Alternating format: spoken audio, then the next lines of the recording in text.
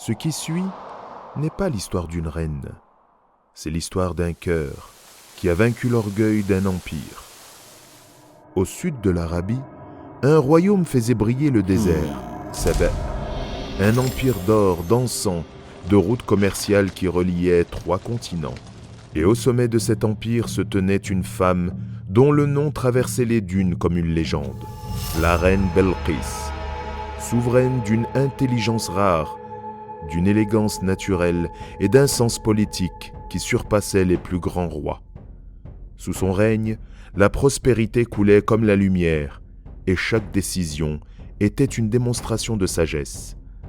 Les anciens de Saba racontaient qu'elle pouvait désamorcer une guerre sans lever une épée, qu'elle déjouait un complot avant même qu'il n'éclate, et que ses analyses étaient si précises qu'elle semblait frôler l'invisible. Son regard, disait-on, voyait plus loin que les horizons. Elle était souveraine par couronne, mais reine par esprit.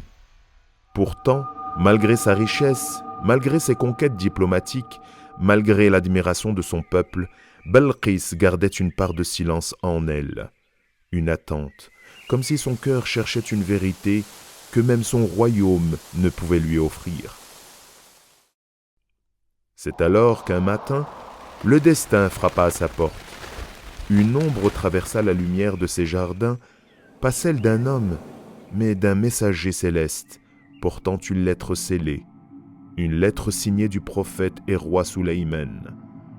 Sulayman alayhi salam n'était pas un souverain ordinaire, c'était un roi à qui Allah avait accordé ce que nul autre avant lui n'avait reçu. Les vents le servaient, les oiseaux l'accompagnaient, les djinns exécutaient ses ordres. Il comprenait le langage de chaque créature et gouvernait avec une justice si parfaite que même ses ennemis reconnaissaient sa droiture.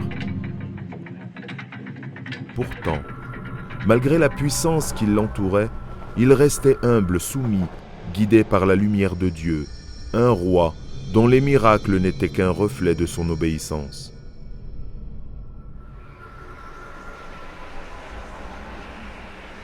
La lettre qu'il adressa à Belqis était simple mais plus lourde que tout l'or de Saba. Un appel à abandonner l'adoration des astres pour s'incliner devant celui qui a créé les astres. Belqis réunit ses conseillers, les généraux parlèrent de guerre, les ministres parlèrent de force, mais elle resta silencieuse. Car au fond de son cœur, la lettre résonnait comme un signe, un message venu de l'au-delà du pouvoir humain. Elle réfléchit longtemps, avec cette lucidité qui faisait trembler les palais, puis décida d'envoyer un gigantesque tribut à Sulayman. Non pas pour acheter la paix, mais pour mesurer la nature de cet homme.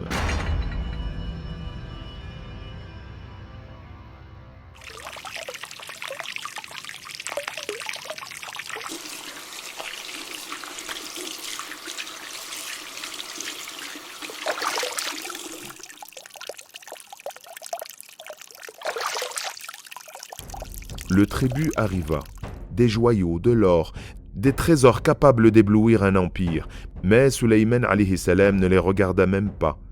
Il répondit avec la force tranquille d'un roi qui ne recherche pas la richesse. Ce qu'Allah m'a donné est meilleur que ce que vous possédez. Repartez et dites à votre reine de venir elle-même.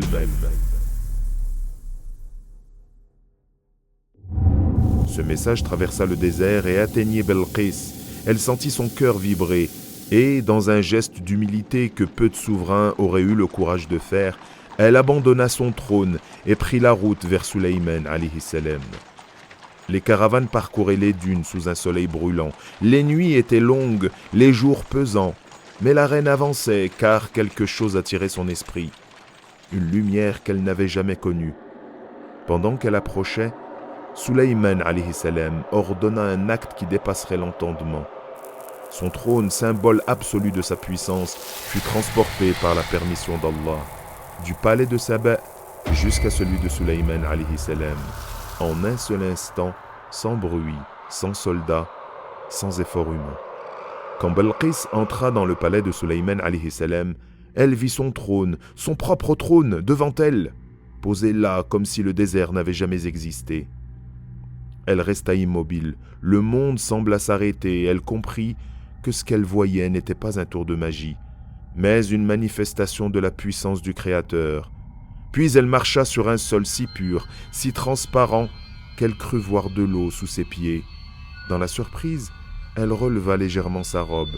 Sulayman alayhi salam lui dit alors « Ceci est un sol de cristal. » Ce fut le coup final porté à son orgueil, non par un homme, mais par la vérité elle-même. La reine qui gouvernait un empire comprit que toute puissance humaine n'est qu'un souffle face à la puissance d'Allah. Alors, dans un moment d'humilité absolue, la reine Belqis abandonna sa royauté intérieure pour embrasser la lumière. Elle dit « Seigneur, je me soumets avec Sulayman, au Seigneur des mondes. » Ainsi, la reine de Saba devint reine dans la foi, non pas par la force, mais par sagesse, parce que la plus grande conquête n'est pas celle d'un empire, c'est celle du cœur. هذا والله أعلم.